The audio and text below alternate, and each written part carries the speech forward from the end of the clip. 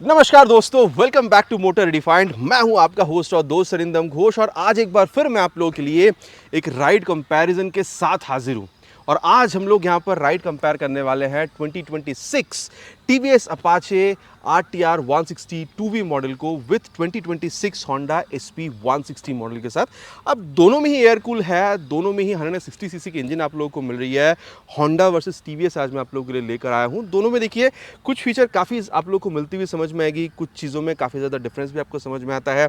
Again price दोनों में almost similar आप लोगों को यहाँ पर मिला। अगर इन दोनों स्पेसिफिक मॉडल को अगर आप लोग कंपेयर कर रहे हैं, और इसलिए यहाँ पर एक डाउट भी क्रिएट होता है कि फिर खरीदना यहाँ पर अपाचे सही है या फिर यहाँ पर SP 160।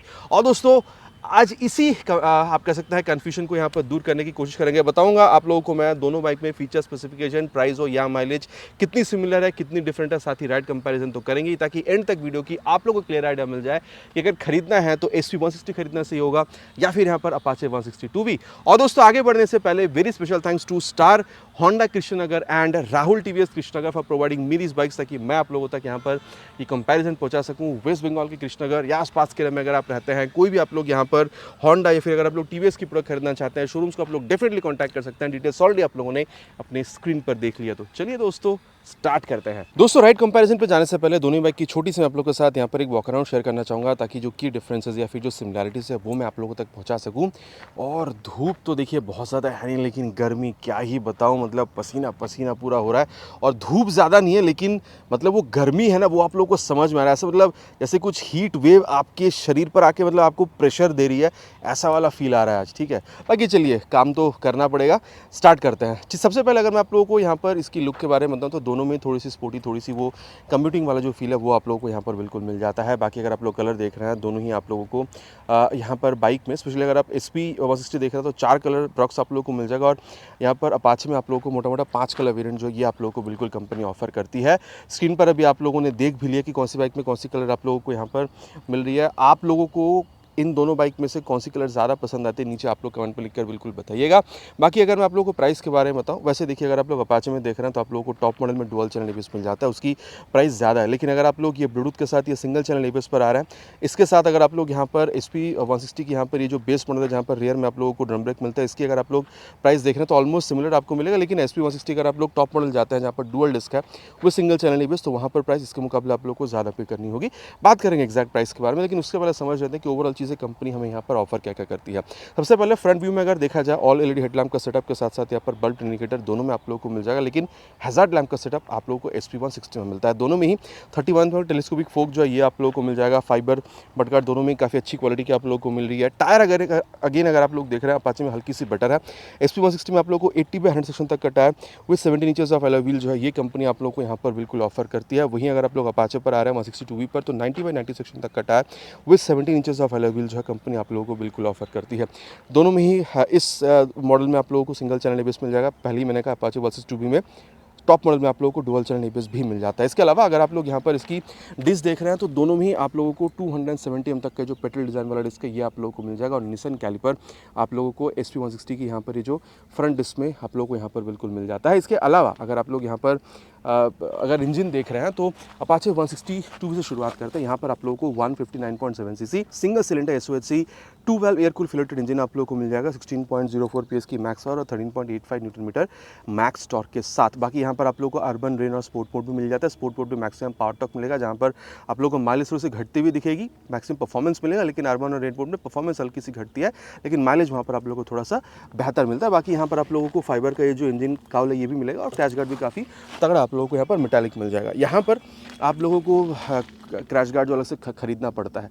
बाकी अभी हम लोग यहाँ पर बारिश के मौसम से चल रहे हैं, कभी धूप कभी बारिश, और please excuse me for that, थोड़ी सी गंदी क्योंकि हो चुकी है। बाकी यहाँ पर अगर आप लोग देख रहे हैं 163 cc single cylinder air cool फिलेटेड इंजन आप लोगों को मिल जाएगा। पावर यहाँ पर थोड़ी सी कम आप लोगों को मिलेगा 13.18 PS की, लेकिन पावर हल्की टॉर्क हल्की सी यहाँ पर आपको ज़्यादा मिलेगा 14.8 न्यूटन मीटर तक का। बाकी पावर टू वेट रेशो में बहुत ज़्यादा फर्क नहीं होना चाहिए, क्योंकि यहाँ पर भी आप लोगों को अप्रॉक्स आप कह सकते हैं 140 किलोग्राम तक का 138 किलोग्राम तक का वेट मिलता है। यहाँ पर भी आप लोगों को 138 किलोग्राम तक का ही वेट मिलता है। इसके। अगर आप लोग टॉप मॉडल पर जाते हैं जहाँ पर रियर में भी डिस्क है तो वहाँ पर 140 किलोग्राम मिलता है।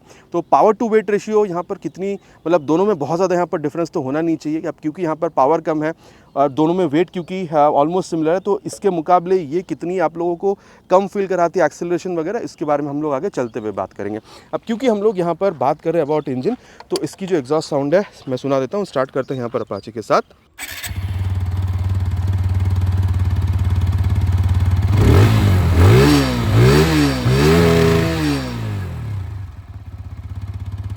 ये थे अपाचे RTR 160 2V की आवाज़।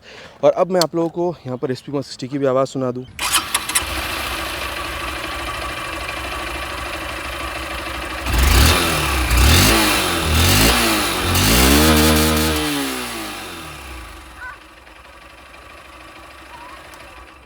किसकी आवाज़ आप लोगों को ज़्यादा सही लग रही है नीचे आप लोग कमेंट में लिखकर प्लीज़ बताइएगा। बाकी अगर आप लोग टेल लैम्प देख रहे हैं तो दोनों में ही आप लोगों को यहाँ पर LED टेल लैम्प का जो सेटअप है ये भी आप लोगों को मिल जाएगा। बल्ब इंडिकेटर अगेन आप लोगों को दोनों में मिल रहा है।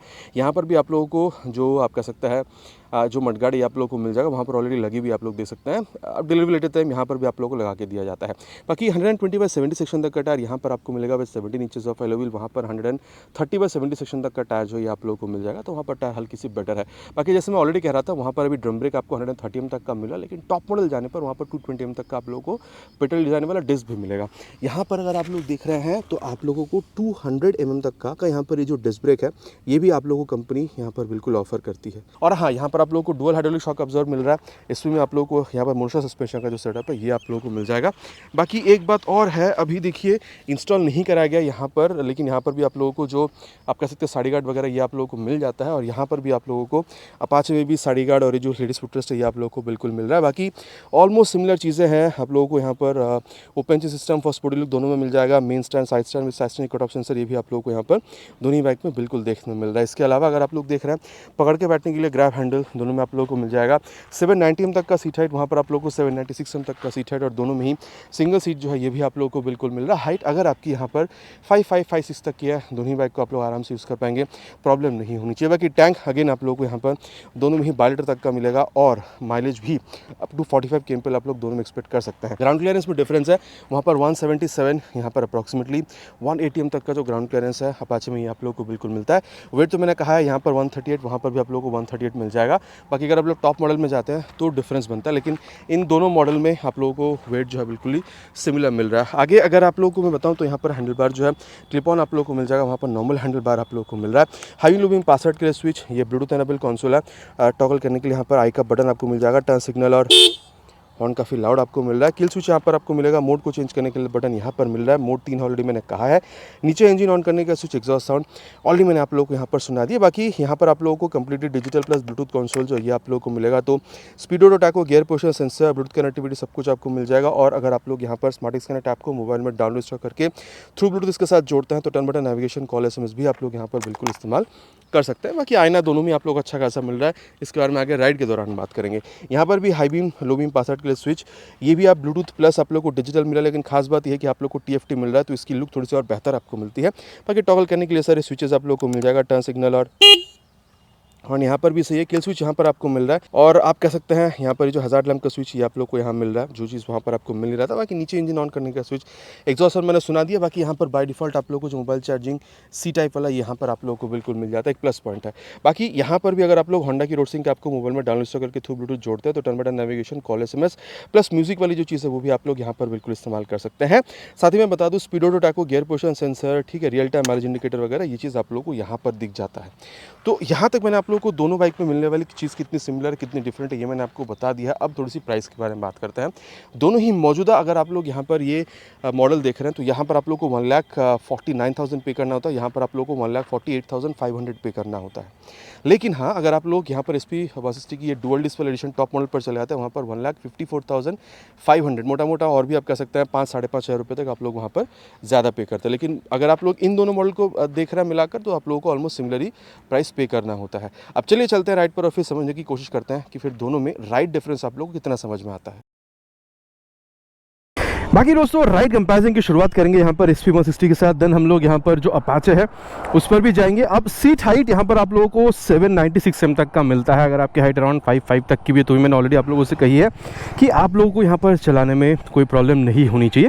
बाकी स्पेस आप देख लीजिए, चाहे आप बैठ रहे हो पिलियन बैठ रहे हो, बहुत सही स्पेस है। और पकड़ के बैठने के लिए ग्रैब हैंडल जो है वो भी आप लोगों को यहाँ पर काफ़ी सही बिल्कुल मिल जाता है। और देखिए हल्के से रियर फिटेड फुट पे आप लोगों को मिलेगा। Seat is comfortable, not soft not hard. और अगर मैं आप लोगों को बताऊं हैंडल बार थोड़ा सा चौड़ा ही आपको मिलेगा, हल्की से अंदर की तरफ इंक्लाइंड है, मतलब ऑलमोस्ट आप लोग कह सकते हैं यहाँ पर आप लोगों को वो स्ट्रेट हैंडल बार है, हल्की से अंदर की तरफ आप लोगों को आती हुई दिख रही है। बाकी हल्का सा आप लोग यहाँ पर सामने की तरफ झुकना होता है, ठीक है। और चलिए अब यहाँ पर स्टार्ट करते हैं। First gear, second gear, third gear. देखिए मैं आप लोगों से ये तो बिल्कुल कह सकता हूँ कि अगर आप पावर टू वेट रेशियो देख रहे हैं तो थोड़ी सी यहाँ पर आप लोगों को कम फील हो सकती है व्हेन कंपेयर टू अपाचे, लेकिन चलाने भर में अगर आप लोग देख रहे हैं, मैं तो कहूँगा इनफैक्ट अगर आप लोग पिलियन के साथ भी यहाँ पर राइड करेंगे ना तो भी इनिशियली खींचने में मेरे हिसाब से इस बाइक में आप लोगों को प्रॉब्लम नहीं होनी चाहिए, ठीक है। और यहाँ पर क्लच की जहाँ तक बात है मैं कहूँगा is on the mid side, not very soft not very hard. और अगर आप गियर शिफ्टिंग देख रहे हैं तो हल्के से एफर्ट के साथ आप या फिर डाउन शिफ्टिंग जो है वो भी आप लोग को यहाँ पर बिल्कुल होता हुआ दिखेगा। और चलिए अब यहाँ पर जो एक्सेलरेशन टेस्ट है वो मैं आप लोग को यहाँ पर एक बार बता देता हूँ, फिर इसकी जो परफॉर्मेंस है उसके बारे में आगे बात करेंगे। Will start the acceleration test with 3 horns already on first gear.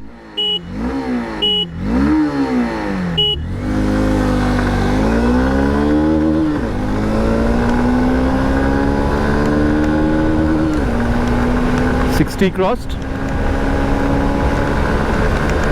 Let's see how far can we go. And yes, 100 crossed. देखिए दोस्तों सीधी सी बात है, बारिश का टाइम है फिर भी मैं इसको भगा रहा हूँ, तो वीडियो अच्छी लग रही है तो प्लीज़ लाइक कर दीजिएगा। चैनल पर पहली बार है तो सब्सक्राइब करना प्लीज़ नहीं भूलिएगा। बाकी देखिए मैं कहूँगा अगर आप यहाँ पर स्मूथनेस वगैरह देख रहे हैं काफ़ी अच्छा खासा आप लोगों को मिल जाता है, इसमें कोई दुरा नहीं। मतलब 75, 80, 85 तक भी आप लोगों को बहुत ज़्यादा किलोमीटर पर आवर तक की स्पीड पर भी बहुत ज़्यादा आप लोगों को यहाँ पर वाइब्रेशन जो वो फील नहीं होते, बट उसके बाद हाँ हल्का सा एक वाइब आप लोगों को मिलता है, ठीक है। लेकिन अगेन कहूँगा इस वजह से ऐसे नहीं कि आप खरीदेंगे नहीं, मतलब उतनी भी आप लोगों को वाइब्रेशन नहीं मिल रही है, ठीक है। और अगर आप देख रहे हैं स्टेबिलिटी, मेरे हिसाब से प्रॉब्लम नॉर्मल रोड कंडीशंस में तो नहीं है, लेकिन डेफिनेटली सामने का टायर अगर 80 की जगह 90 होता, 100 तो चलो फिर तो बहुत मतलब सोने के सुहागा वाली बात हो जाती, लेकिन एटलीस्ट अगर 90 सेक्शन का टायर फ्रंट पे मिलता तो ये और बेहतर हो सकता था, ठीक है। और मैं कहूँगा देखिए अगर आप यहाँ पर कंफर्टेबल क्रूजिंग स्पीड देख रहे हैं, कभी अगर आप लोग लॉन्ग राइड पे निकल गए, मेरे ख्याल से 80-90 के बीच में आप लोग इसको मानकर चल सकते हैं, ठीक है। 90 तक आप स्वीट स्पॉट मान सकते हैं। और अगर आप यहाँ पर माइलेज देख रहे हैं, ऑलरेडी मैंने कही है कि आप लोगों को यहाँ पर वही 40 से 45 के बीच में मिल जानी चाहिए। और इंजन हीटिंग की इशू देखिए लॉन्ग राइड की बात अलग है, लेकिन ओकेजनली अगर आप लोग निकल जाते हैं फिर भी बहुत ज़्यादा नहीं होगी, लेकिन अगर आप लोग सिटी राइड कर रहे हैं तो मेरे ख्याल से बहुत ज़्यादा आप लोग को यहाँ पर इंजन हीटिंग की इशू मेरे हिसाब से होनी नहीं चाहिए। बाकी दोस्तों अब यहाँ पर राइड कंपेयर करेंगे SP160 को विद दिस आप कह सकते हैं Apache 162B single channel ABS model के साथ। बाकी जब हम लोग वॉक अराउंड कर रहे थे तब तपती धूप थी और आप देखिए पूरा बादल छा रखा है, पूरा अंधकार हो गया है। अब चलिए स्टार्ट करते हैं जब तक हमें बारिश अलाउ करे। देखिए जब आप सीट पर बैठ रहे हैं तो हल्की सी यहाँ पर जो नीचे सीट पर आप बैठ रहे हैं ये आप लोगों को डेफिनेटली समझ में आ रहा है। वहाँ पर 796 यहाँ पर 790 बैठते से ही आप लोग को समझ में आएगा। बाकी सीट की कुशनिंग अगर आप लोग देख रहे हैं यहाँ पर थोड़ी सी सॉफ्टर आपको मिलेगा। बाकी अगर आप लोग स्पेस देख रहे हैं, स्पेस यहाँ पर भी उतनी ही बेहतरीन है और पकड़ के बैठने के लिए सीट भी यहाँ पर मतलब ग्रैब हैंडल भी यहाँ पर काफ़ी सही आप लोग को मिल जाता है। बाकी अगर आपकी हाइट अराउंड वही 5'5", 5'6" तक की है तो यहाँ पर भी आप लोग मैनेज कर सकते हैं, बहुत ज़्यादा प्रॉब्लम यहाँ पर भी आपको नहीं होनी चाहिए। लेकिन यहाँ पर स्पोर्टी हैंडलिंग आपको मिलेगा, मतलब यहाँ पर आप लोगों को SP160 के मुकाबले काफ़ी झुकना हो रहा है, ये तो आप लोगों को यहाँ पर बिल्कुल मानना पड़ेगा, ठीक है। और चलिए अब यहाँ पर स्टार्ट करते हैं। First gear already on sports mode, okay. Second gear, देखिए अब ये नहीं कहूँगा कि SP160 में बहुत कम आपको रिस्पांस मिल रहा था इनिशियल में, यहाँ पर बहुत ज़्यादा है, लेकिन डेफिनेटली क्योंकि पावर ज़्यादा है, वेट ऑलमोस्ट सिमिलर, मतलब वेट तो आप लोगों को ऑलमोस्ट सिमिलर ही मिल रहा है, तो यहाँ पर हल्की सी बेहतर जो इनिशियल है वो आप लोगों को बिल्कुल मिल रहा है। मैं यहाँ पर स्पीड की बात कर रहा हूँ। और हाँ एक्सीलरेशन के बाद इसकी जो परफॉर्मेंस है उसके बारे में बात करेंगे। बाकी क्या ही मौसम हो रखा है, पूरा बादल एकदम काला, ऐसा लग रहा है कि पूरा इवनिंग का टाइम है, लेकिन अभी देखिए जो 3:30 यहाँ पर बज रहा है। और देखिए अभी अगर आप लोग क्लच देख रहे हैं तो मैं कहूँगा ये थोड़ी सी हार्डर है व्हेन कंपेयर टू SP160, लेकिन अगर आप लोग यहाँ पर गियर शिफ्टिंग देख रहे हैं, मैं कहूँगा SP160 के मुकाबले हल्की सी कम एफर्ट के साथ अप या फिर डाउन शिफ्टिंग जो है वो आप लोग यहाँ पर बिल्कुल कर सकते हैं। बाकी आप क्लच और गियर के बारे में बात कर रहे हैं तो चलिए इसकी जो एक्सीलरेशन टेस्ट है उसको भी कंप्लीट कर लेते हैं। Will start with 3 horns already on sport mode and first gear.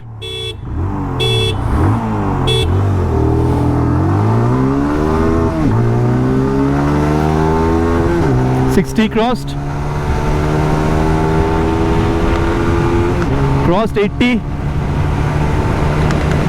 heading 100 and 100 crossed।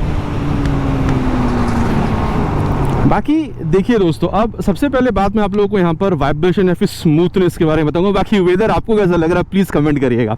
देखिए अगर आप स्मूथनेस देख रहे हैं तो मैं कहूँगा जी हाँ, SP160 में आप लोगों को हल्की सी बेहतर महसूस हो सकती है।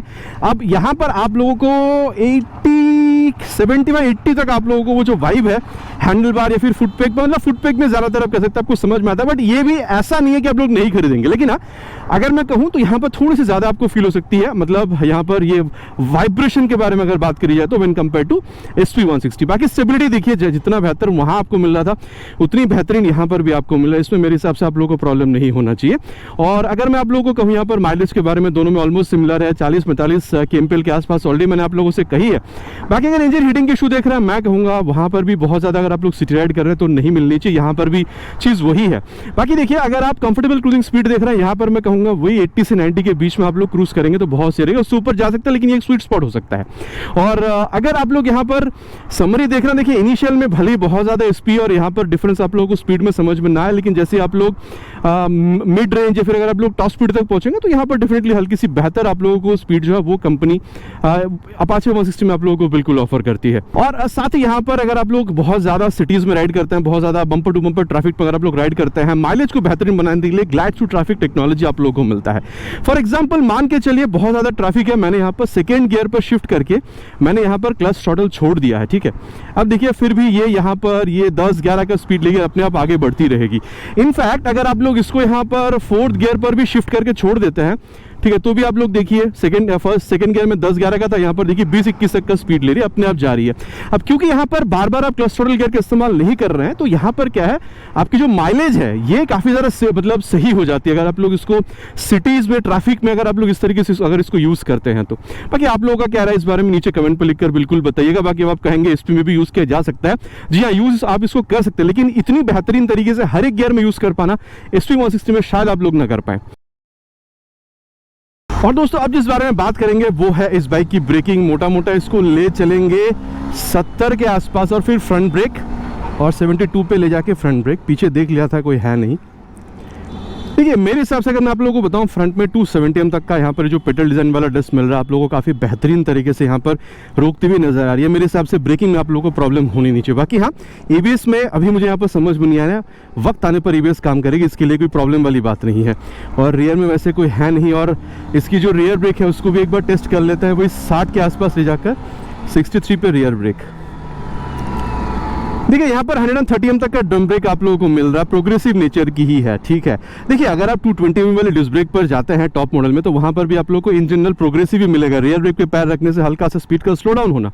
लेकिन अगर आप ड्रम ब्रेक के मुकाबले डिस्क ब्रेक पे देखेंगे तो वहाँ पर ये जो स्पीड स्लो डाउन हो रही है वो थोड़ा सा बेहतर आप लोगों को वहाँ पर फील होगा, ठीक है। और पीछे वैसे कोई है नहीं, और एयर के संग संग बाद आप जो फ्रंट ब्रेक है इसको एक बार साथ में यूज़ करके देख लेते हैं 60 के ऊपर ले जाकर, और ये 65 पे rear with front brake.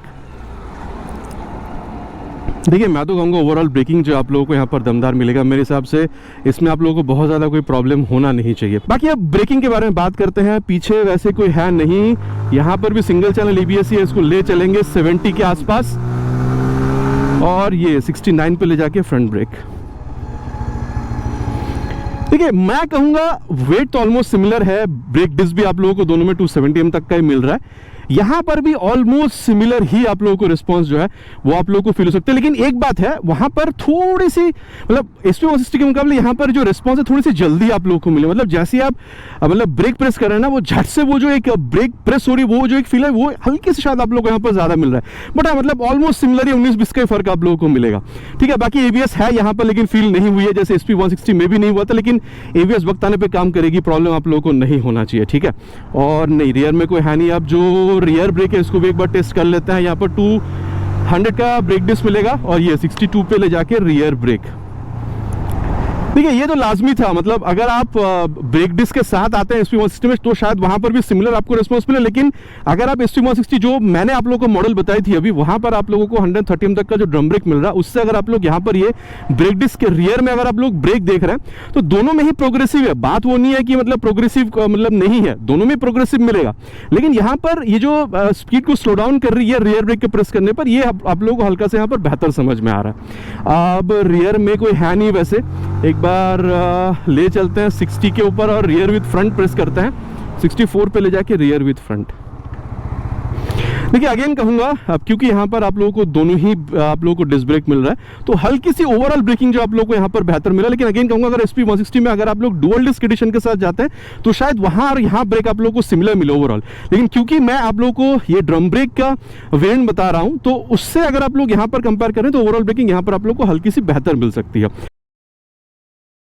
Suspension की जहां तक बात है, देखिए मैं कहूंगा आप अगर फ्रंट सस्पेंशन देख रहे हैं टेलीस्कोपिक फोक आपको यहाँ पर जो कंपनी ऑफर करती है मिड साइड पर है, बहुत ज्यादा सॉफ्ट नहीं है, बहुत ज्यादा हार्ड नहीं है, झटका भी काफी हद तक ये अब्जॉर्ब करेगी, लेकिन रियर सस्पेंशन पर जब आप लोग जा रहे हैं तो मैं कहूंगा वहां पर आप लोगों को जो मोनोशॉक मिल रहा है अब वहां पर भी झटका अब्जॉर्ब होगा अगर आप लोग गड्ढे पर से फिर ज्यादा बम्स पर से गुजरेंगे, लेकिन हाँ अगर आप ज्यादा बम्स पर से गए, ज्यादा अगर आप मतलब गड्ढों पर से जा रहे हैं तो वहां पर आप लोगों को झटका जो है आपकी कंधे पर कमर पे सस्पेंशन वहां पर बिल्कुल फील कराएगी।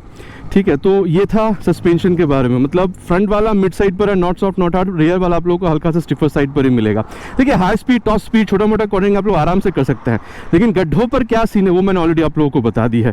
बाकी अगर आप लोग यहाँ पर ओवरऑल अगर आप लोग यहाँ पर हैंडलिंग अगर देख रहे हैं, रियर व्यू मिरर काफी अच्छा खासा रियर व्यू आप लोगों को निकाल कर दे रही है, speed auto taco, gear posture sensor, Bluetooth connectivity, mobile charging port सब कुछ आप लोगों को मिल जाता है, साथ ही TFT कंसोल है, तो आप लोगों को यहाँ पर जो लुक है ये और ज्यादा एनहांसमेंट आप लोगों को देती है, मतलब कॉकपिट व्यू की मैं यहाँ पर बात कर रहा हूँ। बाकी देखिए आप यहाँ पर ऑलमोस्ट अपराइट ही बैठ रहे हैं, पिलियन के लिए भी सीट काफी सही है और रियर फिटेड हल्की सी फुट पे आप लोगों को यहाँ पर मिला। मैं तो कहूँगा देखिए चाहे आप राइड कर रहे हो, पिलियन के साथ राइड कर रहे हो, अगर आप लोग सिटी राइड के लिए भी यूज करना चाहते हैं आप लोग कर ही सकते हैं, मेरे हिसाब से प्रॉब्लम नहीं होनी चाहिए। लेकिन कभी अगर 150 किलोमीटर लॉन्ग राइड का भी अगर आप लोगों ने प्लान बना लिया है तो भी आप इस बाइक के साथ प्लान बना सकते हैं, बहुत ज्यादा प्रॉब्लम नहीं होनी चाहिए। बाकी मैं लॉन्ग राइड ओकेशनल कर रहा हूँ, हर दिन की लॉन्ग राइड की मैं बात नहीं कर रहा हूँ। अब बात करते हैं सस्पेंशन के बारे में। देखिए मैं कहूँगा अगर आप लोग यहाँ पर फ्रंट सस्पेंशन देख रहे हैं, वैसे सेटअप तो आप लोगों को फ्रंट में भी सिमिलर मिलेगा, फील भी ऑलमोस्ट सिमिलर ही है। फ्रंट में अगर आप लोग देख रहे हैं ना बहुत ज्यादा आप लोगों को सॉफ्ट मिल रहा है, ना बहुत ज्यादा आप लोगों को हार्ड मिल रहा है, लेकिन रियर सस्पेंशन में आपको यहाँ पर बात जो दिख रहा है वो आप लोगों को फील भी हो रहा है। मतलब ऐसा नहीं है कि देखिए ये आप लोगों को झटका नहीं फील कराएगी, झटका ये आपको फील कराएगी, लेकिन क्योंकि डुअल हाइड्रोलिक शॉक एब्जॉर्बर है ये थोड़ा सा आप लोगों को यहाँ पर ज्यादा कंफर्ट दे सकती है अगर आप लोग गड्ढे या फिर बम्स पर से अगर आप लोग ज्यादा बाइक को लेकर जा रहे हैं तो व्हेन कंपेयर टू SP160।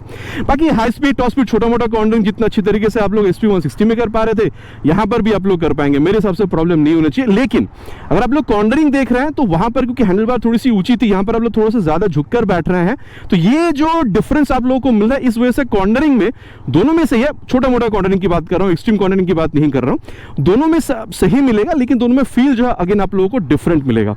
अब ये आप लोगों को चलाकर खुद देखना होगा तब आप लोग समझ पाएंगे, मेरे हिसाब से जो मैं समझ पाया वो मैंने आप लोगों को बता दिया है। बाकी अगर ओवरऑल यहाँ पर हैंडलिंग के बारे में बात करिए, देखिए मैं कहूंगा speed auto taco, gear position sensor सब कुछ आप लोगों को मिल रहा है, ब्लूटूथ कनेक्टिविटी भी आप लोगों को यहाँ पर मिल जा रहा है। बाकी मोबाइल चार्जिंग पोर्ट अगर मिलता तो शायद और बेहतर हो सकता है, इसके बारे में आप लोग नीचे कमेंट पर लिखकर बिल्कुल बताइएगा।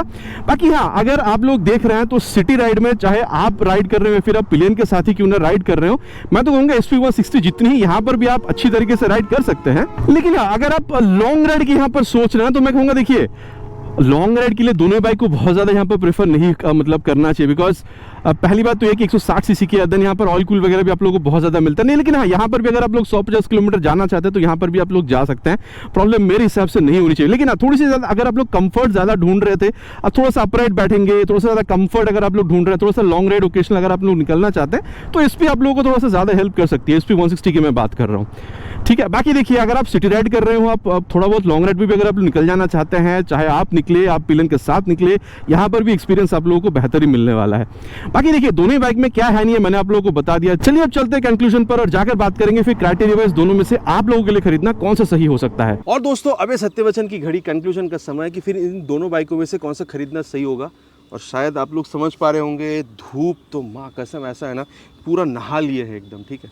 अच्छा, अब मैं आप लोगों को ये चीज़ बताना चाहूँगा सत्यवचन की घड़ी में। देखिए मेरे ख्याल से देखिए बजट तो दोनों में आप लोग को ऑलमोस्ट सिमिलर मिल रहा है, तो मैं कहूँगा देखिए अगर आप लोग को होंडा की रिलायबल इंजन चाहिए, ठीक है, आप चाहते हैं एक रिलैक्स्ड राइड, आप पिलियन के साथ भी राइड करना चाहते हैं, चाहे ओकेशनल लॉन्ग राइड हो या फिर यहाँ पर सिटी राइड हो, आप चाहते हैं कि माइलेज भी आप लोगों को 45 के आसपास मिल जाए, ठीक है, थोड़ी सी कंसोल आप एडवांस चाहते थे, ब्लूटूथ आप लोगों को चाहिए, ठीक है, आवाज़ भी ठीक ठाक चाहिए, ब्रेकिंग भी अच्छी खासी चाहिए, मेरे ख्याल से 1,50,000-55,000 की बजट में ये जो SP160 है आप लोगों के लिए वन ऑफ द बेस्ट है, क्योंकि अगेन कहूँगा होंडा की रिलायबल इंजन यहाँ पर आ रही है।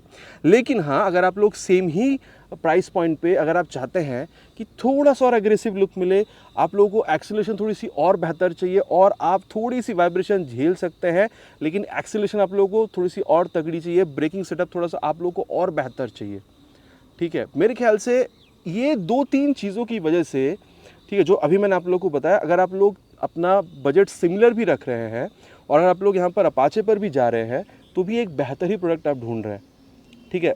मैं आप लोगों को एक चीज़ कहना चाहूँगा, हम में से कई भाई ऐसे हैं जो थोड़ा सा वाइब्रेशन भी पसंद करते हैं, शायद सिली साउंड कर रही होगी लेकिन एक्चुअली लोग पसंद करते हैं थोड़ा बहुत वाइब्रेशन।